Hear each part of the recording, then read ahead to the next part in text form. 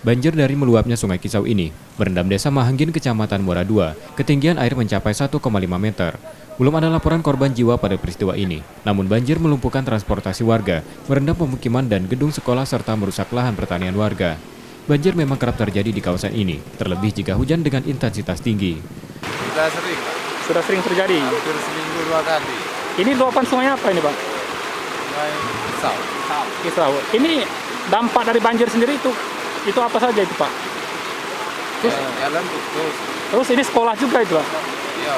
Itu sekolah apa itu yang tergenang banjir itu? Di SMP 1 Atap. Itu berapa meter itu ketinggian yang di sekolah itu, Pak? Kira-kira itu?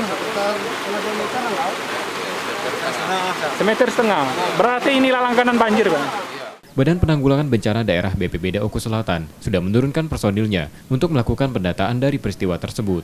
Setia Budi, Kompas TV, Ogan Komering Ulu Selatan, Sumatera Selatan.